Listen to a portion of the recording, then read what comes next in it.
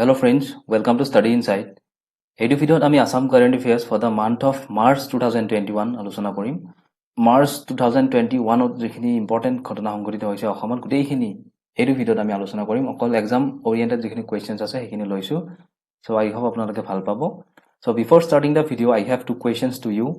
So first question is, what is the full form of VVPAT? Right? যেহেতু 2021 March মাহটো যথেষ্ট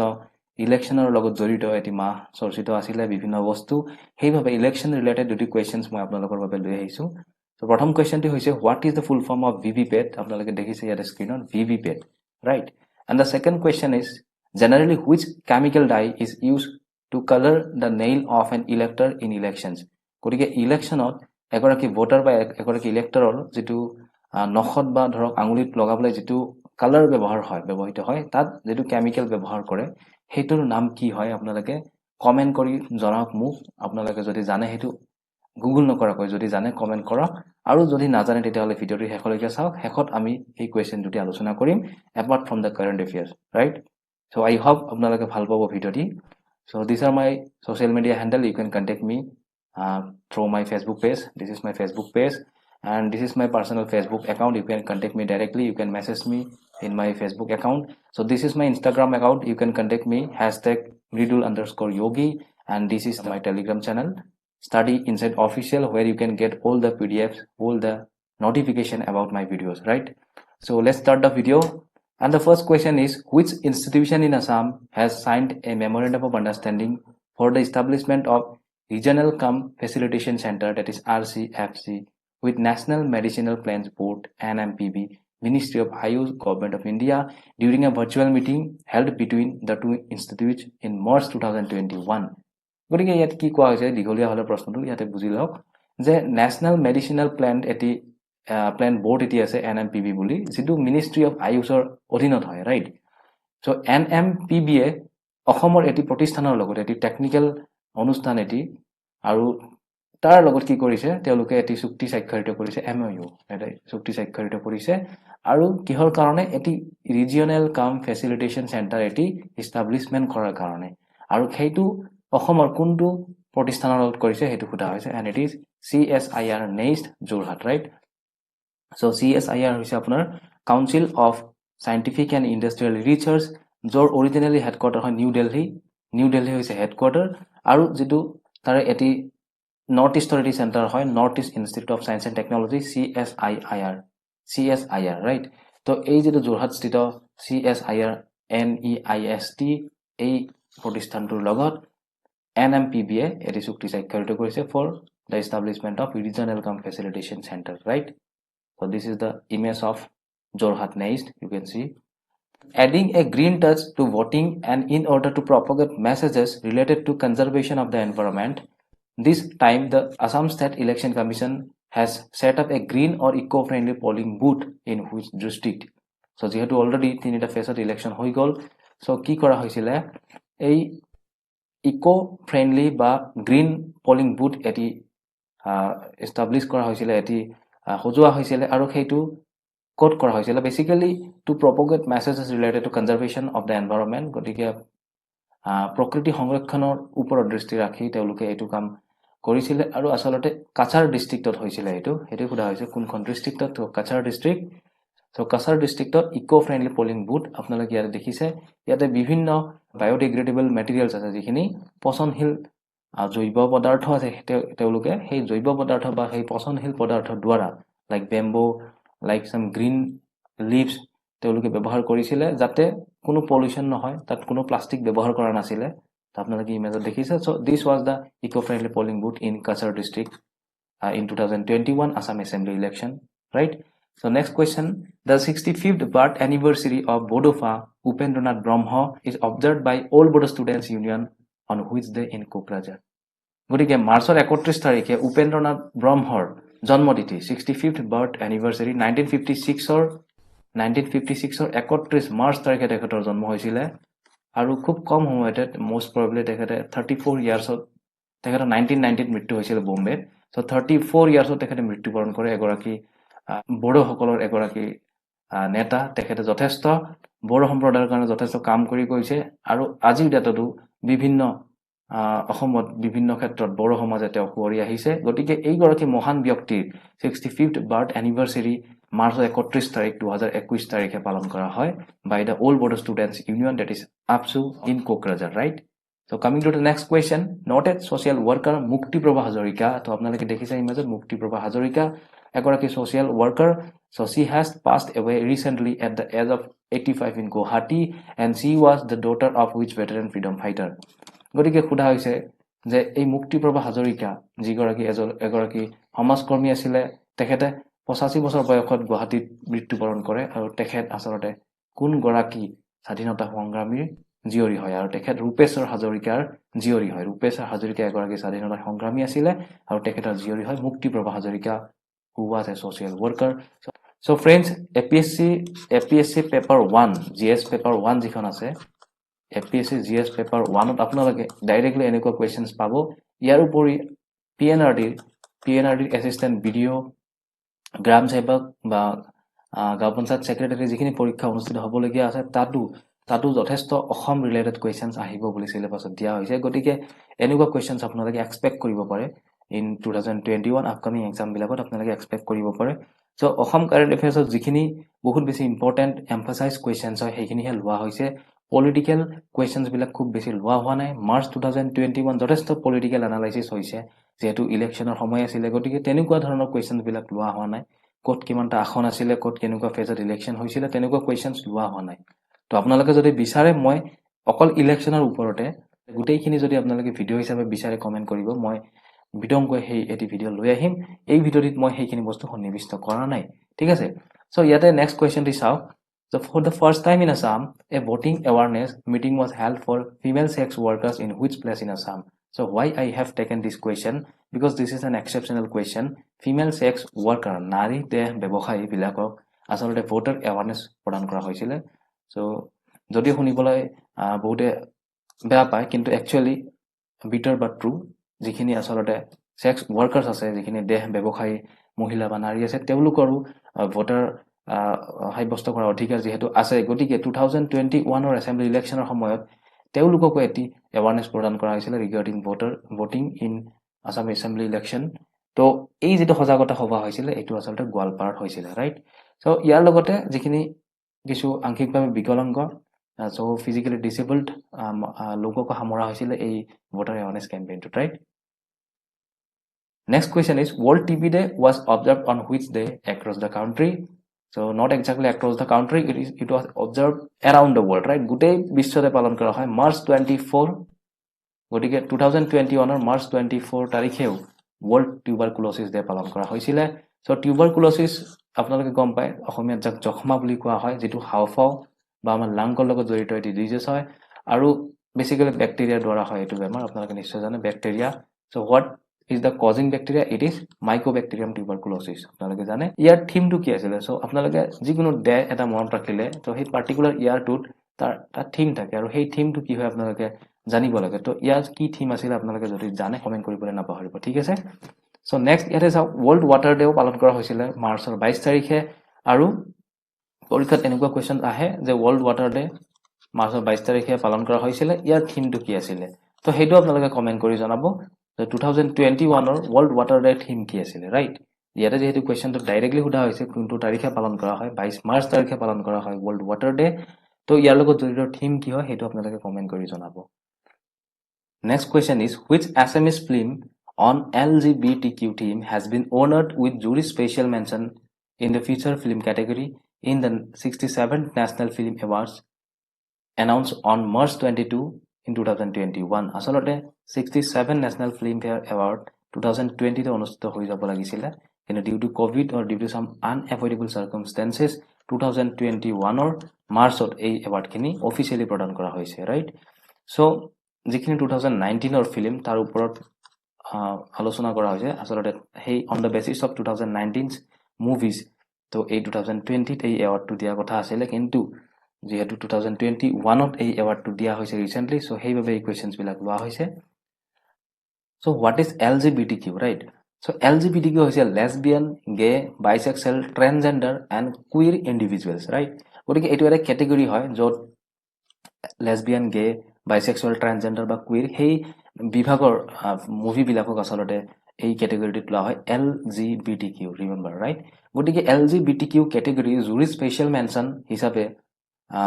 প্ৰাপ্ত এইখন ফিল্ম হৈছে ফায়াৰফ্লাইজ বা জোনাকী পৰুৱা আপোনালোকে ইয়াতে ইমেজত দেখিছে তো দুগৰাকী পুৰুষৰ মাজত আচলতে যিটো ইন্টিমেসি তো তেওঁলোকৰ মাজত যিটো প্ৰেম তো সেইটো বুজাবলৈ হয়তো এই ফিল্মখনত সেইটো বুজাবলৈ বিচাৰিছিলে তো মই যেহেতু ফিল্মখন চোৱা নাই গতিকে মই ইয়াৰ ওপৰত বিশেষ অপিনিয়ন নিদিও কিন্তু LGBT কেটেগৰীৰ ভিতৰত 67 নেশ্যনেল ফিল্ম এৱাৰ্ডত এই ফিল্মখনে জুৰি স্পেচিয়েল মেনশ্যন এৱাৰ্ডটি পাবলৈ সক্ষম হৈছে right next which Assamese film directed by prominent director Chandra Mudoi has bagged the honor of best Assamese film Rajat Kamal Award আৰু সেইখন হৈছে ৰুণুৱা নামৰ ফিল্মখনে 67th নেশ্যনেল ফিল্ম এৱাৰ্ডত Rajat Kamal award best Assamese film হিচাপে পৰিগণিত হৈছে সেইখন হৈছে ৰুণুৱা ডিৰেক্টৰ কোন হয় Chandra Mudoi so prominent director Chandra Mudoi Actor Adil Hussain awarded honorary doctorate PhD that is honoris causa বুলি কোৱা হয় যাক from KK Hendricks State Open University and he was awarded the degree for what so আচলতে কি হয় যেটো honorary doctorate অৰ্থাৎ ইয়াক honoris causa বুলি কোৱা হয় actually honoris causa মানে কি হয় যেটো ডিগ্ৰী বা যেটো ডিগ্ৰী সাধাৰণতে without any examination গতিকে without any examination যদি কোনো এটা ডিগ্ৰী প্ৰদান কৰা হয় তাক honoris causa বুলি কোৱা হয় আৰু KK Hendricks State Open University Adil Hussain ডাঙৰীয়াক এই এৱাৰ্ডটি প্ৰদান কৰিছে ডক্টৰেট এৱাৰ্ড আৰু হেতু কিহৰ কাৰণে প্ৰদান কৰিছে for contributions in art right so for his contribution to art যেহেতু তেখেতে যথেষ্ট কলা ফিল্ম ইন্ডাষ্ট্ৰীৰ লগত জড়িত তেখেতে আগবঢ়োৱা বিভিন্ন কলাৰ ক্ষেত্ৰত এই বিভিন্ন অৱদানৰ বাবে তেখেতক এই doctorate degree KK Hendricks State Open University অসমৰ এই ইউনিভাৰ্সিটি তেখেতক প্ৰদান কৰিছে doctorate honorary doctorate right so next question a unique and innovative app was launched by the district administration of Kasar district to attract voters particularly youths and students right যেখিনি নৱ প্ৰজন্ম আছে বা যেখিনি students আছে যেখিনি ছাত্ৰ ছাত্ৰী আছে তেওঁলোকক attract কৰিবলৈ এই app টো লঞ্চ কৰিছিলে so আৰু এটো হয় আপোনাৰ systematic voters education and electoral participation যাক আমি sweep বুলি কওঁ তো পৰীক্ষাত এটো কৰি দিব পাৰে বহুত বেছি ইম্পৰ্টেন্ট sweep কি হয় 2021 যথেষ্ট চৰ্চিত before election so systematic voters education electoral participation right এই সুইবৰ অধীনত কি কৰা হৈছিল গুটে অসমত যিবিলাক ক্যাম্পেইন আছিল যিবিলাক অ্যাৱাৰনেছ প্ৰগ্ৰাম আছিল সব এই সুইবৰ অধীনত কৰা হৈছিল সো এই ভোট জি নামৰ এপ টু সুইপ ক্যাম্পেইনৰ অধীনতে ডিজাইন কৰা হৈছিল আৰু কাছাৰ ডিস্ট্ৰিক্ট এডমিনিষ্ট্ৰেচনে এইটো ভোট জি নামৰ এপ টু লঞ্চ কৰিছিল ৰাইট তো বেসিক অবজেক্টিভ আছিল ভোটিং অ্যাৱাৰনেছ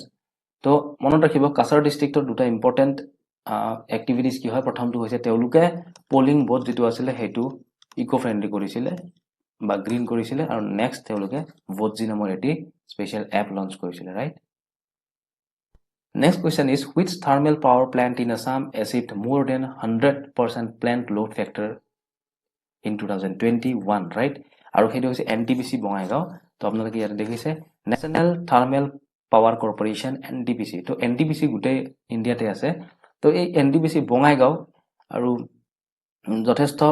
পুৰণি NTPC নহয় এটো যথেষ্ট পুৰণি নহয় কিছু বছৰ হল আৰু এই যেটো NTPC বঙাইগাঁও তেওঁলোকে যেটো প্লান্ট লোড ফ্যাক্টৰ বুলি কোৱা হয় PLF এই PLF 100% তকৈ অধিক PLF তেওঁলোকে সক্ষম হৈছে এচিভ কৰিবলৈ সো একচুয়ালি PLF কি হয় মই আপোনালোকক বুজাই দিম তো ধৰক এটি ইন্ডাষ্ট্ৰীৰ আসলতে যিখিনি প্ৰডাকশন হয় পাৱাৰ জেনাৰেশন যিখিনি হয় right so before going to that আসলতে NTPC কি হয় আসলতে পাৱাৰ প্ল্যান্ট কি হয় right so আপোনালোকে মনত ৰাখিব যিকোনো আমি গম পাও যে যেটো পাৱাৰ আসলতে ইলেক্ট্ৰিসিটি হেতু দুই প্ৰকাৰে আমি জেনাৰেট কৰিব পাৰো প্ৰধানকৈ so এটি হৈছে hydel which is eco friendly hydro electric power plant right তো যিবিলাক আমাৰ নদী বান্ধ বা ধৰক যিবিলাক বিগ ড্যাম কৰা হয় তাৰ দ্বাৰা যিখিনি আমাৰ ম্যাগনেটিক সাৰ্কিট ইউজ কৰি যিখিনি ইলেক্ট্ৰিসিটি ইনডিউস কৰা হয় right তো আমি হুটৰ বা আমি কি কো ওয়েভৰ জৰত যেটো আমি টাৰবাইন ৰাইট টাৰবাইন ইউজ কৰি আমি যেটো ইলেক্ট্ৰিসিটি প্ৰডিউস কৰো তাক আমি হাইডেল বুলি কওঁ নেক্সট আমাৰ NTPC হয় আমাৰ থাৰ্মেল পাৱাৰ প্ল্যান্ট যত আমাৰ ফুয়েল ইউজ কৰা হয় ৰাইট আমি তাত কোল বা ধৰক ডিজেল বা তেনেকুৱা ফুয়েল ইউজ কৰি পেলাই আমি ইলেক্ট্ৰিচিটি প্ৰডিউচ কৰোঁ চ' এনটিপিচিটো হৈছে ছেকেণ্ড কেটেগৰীটো ৰাইট য'ত আমি thermal actually heat thermal power plant য'ত হিট ব্যৱহাৰ কৰি আমি পাৱাৰ জেনেৰেট কৰোঁ ৰাইট চ' ইয়াতে PLF কি হয় যেতিয়া PLF বুলি ক'লে আমি যদি তাক ডিফাইন কৰোঁ চ' ইয়াতে পাৱাৰ জেনেৰেশ্যন এভাৰেজ বাই পাৱাৰ জেনেৰেশ্যন মেক্সিমাম অৰ্থাৎ এটা যিকোনো পাৱাৰ প্লেণ্টৰ মেক্সিমাম কিমান পাৱাৰ জেনেৰেট হয় তো আমাৰ ডিনমিনেটৰ অৰ্থাৎ তলত থাকিব মেক্সিমাম কিমান পাৱাৰ জেনেৰেট হয় লাইক আমাৰ যদি এটা পাৱাৰ প্লেণ্টত যদি 100 ইউনিট যদি পাৱাৰ জেনেৰেট হয় আৰু যদি এভাৰেজটো যদি 90 হৈছে ধৰক এক মাহত 90 ডেইলি 90 ইউনিটকৈ পাৱাৰ জেনেৰেট হৈ আছে আৰু মেক্সিমাম কিন্তু আমাৰ ৰেকৰ্ড কিমান আছে এই প্লেণ্টটোত যে 100 unit so' in that case আমি ক'ব পাৰোঁ 90% ইজ দ্য এফিচিয়েঞ্চি বা PLF ৰাইট 90% তো যদি ধৰক এভাৰেজ ধৰক 50 কে হৈ আছে প্ৰতি মাহতে ডেইলি মানে 50 কে হয় আল্টিমেটলি প্ৰতি মাহত 50 হৈছে ৰাইট এভাৰেজটো আপোনালোকে গম পায় তো গোটেই দিনকেইটা যোগ কৰি পেলাই কিমান দিন আছিলে সেইটোৰে আমি যদি হৰণ কৰি দিম ডিভাইড কৰি দিম তেতিয়া আমি এভাৰেজ পাৱাৰ জেনেৰেশ্যনটো পাম আৰু মেক্সিমাম ধৰক 100 মেক্সিমাম আমি 100 আমি জেনেৰেট কৰিব পাৰোঁ কিন্তু আমি ডেইলি 50 কে কৰিছোঁ তো আল্টিমেটলি সেই ক্ষেত্ৰত 50% হ'ব PLF তো ইয়াত কি হৈছে 100%তকৈ বেছি PLF অৰ্থাৎ এভাৰেজ যিটো আছে সেইটো মেক্সিমামতকৈ অধিক হৈ গৈছে ৰাইট তো এইটো ধৰি 100 ওপৰতো যদি 110 হৈ যায় আৰু তলত 100 থাকে তো in that case we can say 110% right তো তেনেকুৱা হৈছে অসমৰ যেটো এনটিপিসি স্থিত বঙাইগাঁও স্থিত এনটিপিসি আছে তাত PLF টো 100%তকৈ অধিক হৈ গৈছে আৰু হেতু আমাৰ যথেষ্ট এটি ভাল লক্ষণ হয় আমাৰ কাৰণে so the NTPC Bongaigaon for the first time achieve more than 100% load plant load factor since commissioning of all its units তো বেসিক্যালি তিনিটা ইউনিট আছে unit 1 2 and 3 and the station also achieved the highest ever generation of 18.2499 million units on March 18 2021 with 101.39% PLF so 1.39% PLF that is plant load factor যেটো মই অলপ আগতে আপোনালোকক ফৰ্মুলাটো দেখাই দিলো কিদৰে PLF উলিয়াব লাগে so the individual units 1 and 2 have crossed 100% and unit 3 achieved a PLF of 98.5%. So, tinita unit boli apnalok koichilo the third unit to 98.5% baki duota 100% cross korise 1 and 2 duota unit right. The station also achieved the highest ever monthly declared capacity. So, the monthly declared capacity DC ase hetu 103% June 2020 te hetu achieve korisile. So, hetu eta record hoy asolote তেওঁলোকৰ বিভিন্ন প্যাৰামিটাৰস থাকে তো সেই প্যাৰামিটাৰসৰ ভিত্তিত সেই ৰাখিবিলাকৰ ভিত্তিত আসলতে এটি পাৱাৰ প্ল্যান্টৰ আসলতে এফিচিয়েন্সি আমি ক্যালকুলেট কৰো সো ইম্পৰ্টেন্ট হয় এখিনি নোট হিচাপে দিছে আপোনালোকে PDF টো চাই ল'ব পাৰে বাকিখিনি মই নকও সো নেক্সট কোৱেশ্চন ইয়াতে চাওক an app and website Nirbachan Mitra was launched by which district administration before assembly election to create awareness among youth voters so etu Nirbachan Mitra বুলি আকৌ এটা এপ লঞ্চ কৰা হৈছিল হেতু ধুবুৰীত কৰা হৈছিল তো ভোট জিটো কৰা হৈছিল কাছাৰত ৰাইট ভোট জি হেতু কৰা হৈছিল কাছাৰত আৰু যদি নিৰ্বাচন মিত্ৰ হেতু কৰা হৈছিল ধুবুৰীত ৰাইট বিফৰ ইলেকশন বিভিন্ন ঠাইত বিভিন্ন এপ লঞ্চ কৰা হৈছিল এৱাৰনেছ ভোটাৰ এৱাৰনেছৰ কাৰণে So next question is 3-day long Baikho festival celebrated with gaiety in Dudhnoi. The festival is celebrated by which tribe in Assam? গটিকে Baikho festival যেটো এটি ৰাভা কমিউনিটিৰ দ্বাৰা পালন কৰা ফেষ্টিভেল আৰু ৰাভা ট্ৰাইব মনত ৰাখিব তো পৰীক্ষাত বহুবাৰ সুধা হৈছিল যে বৈখ ফেষ্টিভেলটো কি হয় তো বহুতে কনফিউজ হয় ইয়াতে যদি অপচনছ বহুতে থাকিলে হয় আপোনালোকে নিজে চাগে কনফিউজ হ'লেহেঁতেন সো বৈখটো একচুৱেলি ৰাভাসকলে পালন কৰা এটি উৎসৱ হয় আৰু যেটো বেসিক্যালি জুইৰ লগত খেলা টাইপৰ এটি উৎসৱ হয় মই ইয়াত ডিটেইলছত আলোচনা কৰিম আসলতে কি হয় ইয়াতে চাওক বৈখ ফেষ্টিভেল আসলতে ইউথ বিলাকে বা যিখিনি যুৱতী থাকে যুৱতী ঠিক নহয় যুৱক তেওঁলোকে জুইৰ লগত ফায়াৰৰ লগত খেলে বা ধৰক তেওঁলোকে কি কৰে বেয়াৰ ফুট মানে খালি ভৰিৰে তেওঁলোকে জুইৰ ওপৰেৰে আঙঠাৰ ওপৰেৰে খোজকাঢ়ি তেওঁলোকে This is a scene from the traditional Boikho festival of Rava community. The Rava people worship goddess Boikho. গটিকে Boikho godok তেওঁলোকে worship কৰে আৰাধনা কৰে to please the goddess the Baibras আসলতে যিখিনি মানুহে তাত নৃত্য কৰে সেইখিনি বাইব্ৰাছ বুলি কোৱা হয় বাইব্ৰাছ and dance on fire for several days to worship the goddess গটিকে তেওঁলোকে জুইৰ ওপৰত নৃত্য কৰে আৰু ভগৱানক সন্তুষ্ট কৰিবলৈ তেওঁলোকে পূজা কৰে বিভিন্ন ৰিচুৱেলছ বিভিন্ন নিয়ম নীতি তেওঁলোকে পালন কৰে আৰু এই যেটো ড্যান্স আছে এই ড্যান্সটো বৰ নাকাই বুলি কোৱা হয় এটো কোৱেশ্চন সুধা হৈছিল এনেকুৱা কোৱেশ্চনছ APSC টো আহে কিন্তু ডাইৰেক্টলি সুধা হয় ঠিক আছে তো বৰনাকাই বুলি কোৱা হয় এই যেটো জুইটো থাকে এই জুই লগত যেটো ডান্স কৰা হয় তাক বৰনাকাই বুলি কোৱা হয় ৰাভা ল্যাঙ্গুৱেজত right The festival is being celebrated with a 3-day program in West Dairang in Krishnai. The festival is celebrated to increase the agricultural production. So this is important. Why this festival is celebrated? So to increase the agricultural production and to protect the crops from diseases. So next question is for which book Sahitya Academy Yuva Award 2020 is awarded to young poetry winner Dijen Kumar Das. গতিকে Dijen Kumar Dasক যেটো 2020 সাহিত্য academy Yuva গতিকে যুৱ এৱাৰ্ডটো প্ৰদান কৰা হৈছিল সেইখন book হৈছে মেঘঘৰা ঠিক আছে মেঘঘৰাৰ বাবে ডিজেন কুমাৰ দাসক সাহিত্য একাডেমী যুৱ এৱাৰ্ড প্ৰদান কৰা হৈছিল সো নেক্সট কোৱেশ্চন ইজ সাহিত্য academy young writers award so মনত ৰাখিব সাহিত্য একাডেমী যুৱ এৱাৰ্ড বেলেগ সো সাহিত্য একাডেমী যুৱ এৱাৰ্ড আৰু সাহিত্য একাডেমী ইয়ং ৰাইটাৰ্ছ এৱাৰ্ড এই দুটা বেলেগ হয় আৰু ইয়ং ৰাইটাৰ্ছ এৱাৰ্ড কাক প্ৰদান কৰা হৈছিল তেখেত হৈছে অঞ্জন বাস্কটা উদালগুৰিৰ অঞ্জন বাস্কটা তেখেতে এগৰাকী নেপালী ৰাইটাৰ হয় তেখেতে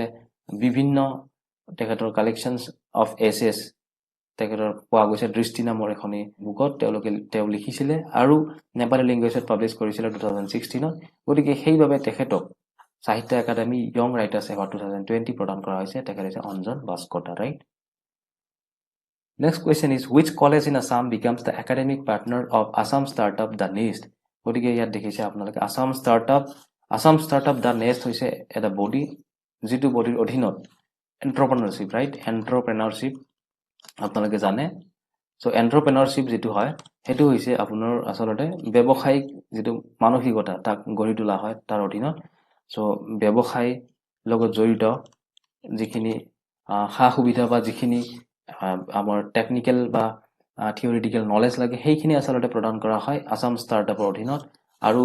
যিখিনি যুৱ প্ৰজন্ম আছে সেইখিনি যাতে এন্টাৰপ্ৰেনাৰশিপৰ প্ৰতি তেওঁলোকে ধাপলি খায় সেইভাবে আসাম ষ্টাৰ্টআপৰ মেইন অবজেক্টিভে হেতু হয় তেওঁলোকে বিভিন্ন ইন্ডাষ্ট্ৰিয়েলিষ্টৰ লগত বিভিন্ন ধৰণৰ ওৰিয়েন্টেশন প্ৰগ্ৰাম ট্ৰেনিং প্ৰগ্ৰাম প্ৰদান কৰে তো বিশ্বনাথ কলেজত কি কৰা হৈছে এটি ইউনিট খোলা হৈছে আৰু আসলতে একাডেমিক পাৰ্টনাৰ হিচাপে আসাম ষ্টাৰ্টআপৰ লগত তেওঁলোকে টাই আপ কৰিছে আৰু এটি ইউনিট খোলা হৈছে এটি ইউনিটৰ অধীনত কি কৰা হ'ব তেওঁলোকৰ যিখিনি ষ্টুডেণ্টে গ্ৰেজুৱেশ্যন বা পোষ্ট গ্ৰেজুৱেশ্যন কৰিব তেওঁলোকক এন্টাৰপ্ৰেনাৰশিপৰ ওপৰত আসলতে এটি মানসিকতা দিয়া হ'ব এন্টাৰপ্ৰেনাৰশিপ আসলতে আমি অপচন যেতিয়া নোহোৱা হৈ যায় তেতিয়া আমি চইচ বুলি ভাবো আসলতে হেতু নহয় entrepreneurship is an alternative of service government service তো এই ক্ষেত্ৰত যেটো মানসিকতা হেতু বৃদ্ধি কৰিবৰ কাৰণে বিশ্বনাথ কলেজৰ লগত এটি একাডেমিক পাৰ্টনাৰ হিচাপে স্বাক্ষৰিত হৈছে আসাম ষ্টাৰ্টআপ দ্য নেক্সট বুলি যেটো বডি আছে হেতু right The students of Rural Agriculture Work Experience Program, that is RAWEP, of Assam Agriculture University, Jorhat, has set up an Agriculture Information Center in which district? গতিকে Agriculture Work Experience থকা কিছুমান students Assam Agriculture University কিছুমান students এটি Agriculture Information Center এটি set up কৰিছে হেতু কৰিছে দৰং ডিস্ট্ৰিক্টত গতিকে হেতু হোলা হৈছে কোড কৰিছে দৰং ডিস্ট্ৰিক্টত এগ্ৰিকালচাৰ ইনফৰমেশন সেন্টাৰ অৰ্থাৎ ইয়াত বেসিক যিখিনি নিডস বা কৃষক বা ফাৰ্মাৰ্ছৰ যিখিনি হা সুবিধা বা যিখিনি বেসিক ইনফৰমেশন লাগে ৰিগাৰ্ডিং এগ্ৰিকালচাৰ তো তেওঁলোকে সেইখিনি এই ইনফৰমেশন সেন্টাৰৰ পৰা কালেক্ট কৰিব পাৰিব so actually this will be a one stop solution for the farmers we can say আৰু দৰং ডিস্ট্ৰিক্টত এই এগ্ৰিকালচাৰ ইনফৰমেশন সেন্টাৰটি সেট আপ কৰা হৈছে right What was the theme of International Women's Day 2021? So মই যেহেতু আপোনালোকক কৈছো যে যিকোনো এটি ডেৰ লগত জড়িত তো 8 মে তাৰিখে পালন কৰা হয় যেহেতু আচ্ছা যিকোনো এটি ডেৰ লগত জড়িত থিম খিনি আমি চাব লাগে হেতু ইম্পৰ্টেন্ট হয় গতিকে Women's Day International Women's Day যেটো হৈছিল 8 মে তাৰিখে অনুষ্ঠিত আৰু সেই Women's Day টেগলাইন টো আছিল বা আমি ক'ব পাৰো থিম টো আছিল choose to challenge #choose2challenge ইয়াত দেখিছে #choose2challenge right Next question is, a biography on the work and the life of Union Home Minister Amit Shah was released released by Assam Chief Minister Sarbananda Sonowal at Hotel Taj Vivanta in Guwahati. So it is translated by whom? And মনত ৰাখিব Union Home Minister Amit Shahৰ যিখন biography সেইখন অসমীয়াত অনুবাদ কৰিছে হিমন্ত বিশ্ব শৰ্মাই right আৰু March মাহত হেতু কি কৰা হৈছিল হোটেল তাজ ভিভান্তাত সৰ্বানন্দ সোণোৱাল ডাঙৰীয়া ইয়াত দেখিছে ইয়াতে মাননীয় অধ্যক্ষ প্ৰাক্তন অধ্যক্ষ ৰঞ্জিত দাস হিমন্ত বিশ্ব শৰ্মা তেওঁলোকে কি কৰিছে এই বায়োগ্ৰাফিখন যিখন জীৱনী হয় তেখেতৰ যিখনক অসমীয়াত ট্ৰান্সলেট কৰিছে হিমন্ত বিশ্ব শৰ্মা আচলতে সেইখনৰ নাম কি হয় সেইখন হৈছে অমিত শাহ আৰু অগ্ৰগামী বিজেপি তেখেতে লিখিছে অমিত শাহ এটো আপোনালোকে মনত ৰাখিব পাৰে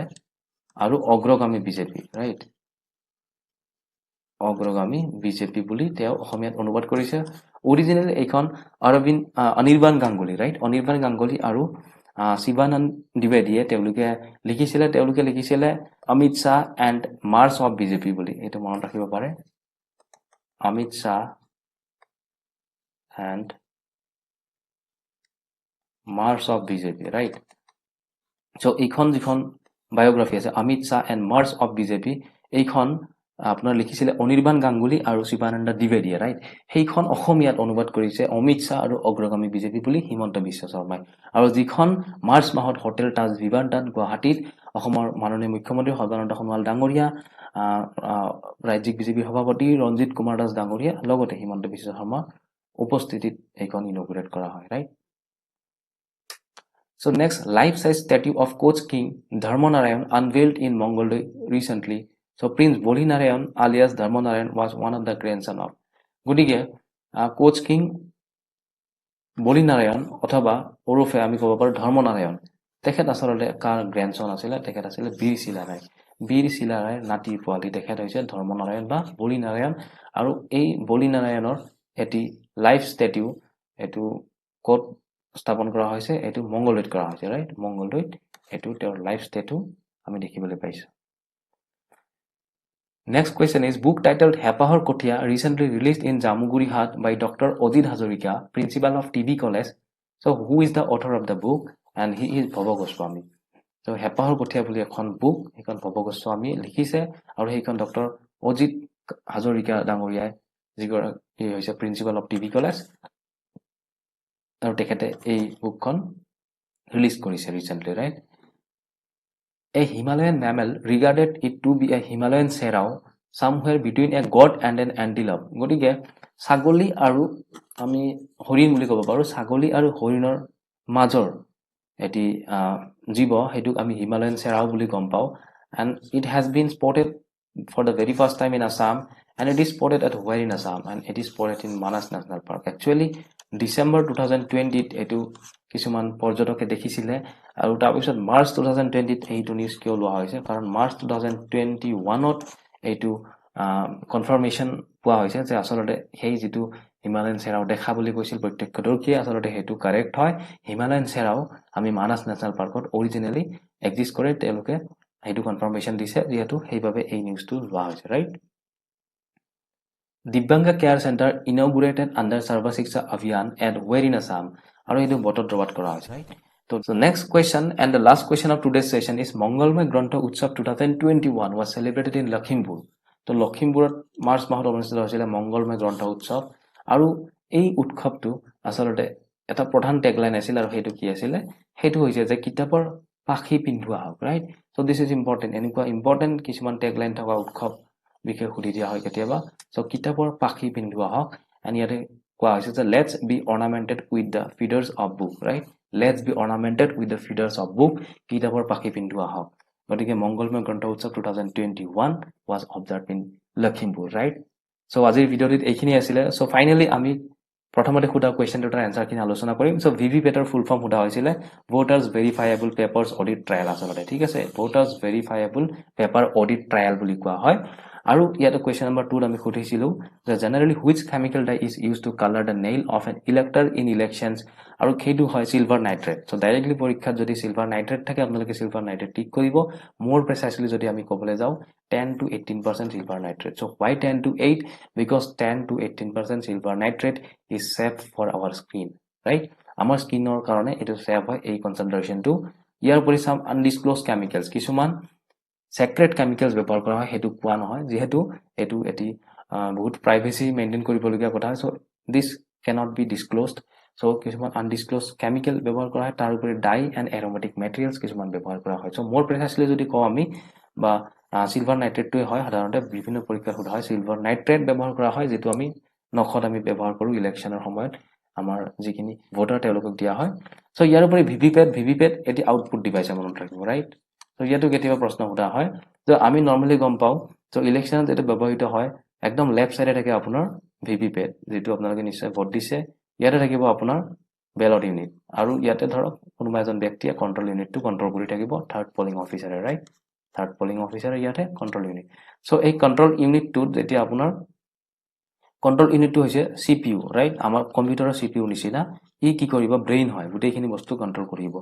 এটো হৈছে আপোনাৰ বেলট ইউনিট আৰু বেলট ইউনিটটো হ'ব আপোনাৰ ইনপুট ডিভাইস ইয়াতে আপুনি আপোনাৰ এন্ট্ৰি কৰিব কাৰণ আপুনি যাক ভাল পায় বিজেপি এজিপি কংগ্ৰেছ আপুনি যাক দিব হেতু আপোনাৰ ইনপুট ডিভাইস তো আমি ভিভিপেট যেটো আছে ভিভিপেটত আমি আসলতে এখন ইয়াতে কাগজ ওলাই আহে আমি দেখা পাম 7 সেকেন্ডৰ কাৰণে আৰু হেতু হ'ব আমাৰ আউটপুট ডিভাইস হেইভাবে ঠিক আছে so this is an input device and this is an output device this is আমাৰ কন্ট্ৰোল ইউনিট বা আমি সিপিইউ বুলি কব সেন্ট্ৰাল প্ৰসেসিং ইউনিটৰ লগত তুলনা কৰিব পাৰো ইয়াৰ উপৰি ভিভিপেটত কাগজখন 7 সেকেন্ডৰ বাবে থাকে এইটো পৰীক্ষাত কেতিয়াবা সোধা হয় সো আই হোপ মই গোটেইখিনি কোৱেশ্চনছ ভালকৈ আলোচনা কৰিলো আপোনালোকে কোৱেশ্চনখিনি বুজি পালে বাকি নেক্সট ভিডিঅ'ত আমি আলোচনা কৰিম এপ্ৰিল 2021 ৰ কাৰেন্ট এফেয়াৰ্স অতি সোনকালে এপ্ৰিল 2021 ৰ কাৰেন্ট এফেয়াৰ্স আমি লৈ আহিম তো আপোনালোকে যদি চেনেলটি সাবস্ক্ৰাইব কৰা নাই সাবস্ক্ৰাইব কৰি ল'ব কাষতে থকা বেল আইকনটি ক্লিক কৰি ল'ব আমি ভৱিষ্যতে আপলোড দিয়া যিকোনো ভিডিঅ নটিফিকেশন পাবলৈ ইয়াৰ উপৰি আপোনালোকে ষ্টাডি ইনসাইড অফিচিয়েল বুলি টেলিগ্ৰাম চেনেলটি জয়েন কৰিব ল'ব পাৰে আৰু তাৰ উপৰি ফেসবুক বা ইনষ্টাগ্ৰামত আপোনালোকে যিকোনো কোৱেশ্চনছ যদি মোক সুধিব বিচাৰে ডাইৰেক্টলি আপোনালোকে মেছেজ কৰি সুধিব পাৰে so thank you for watching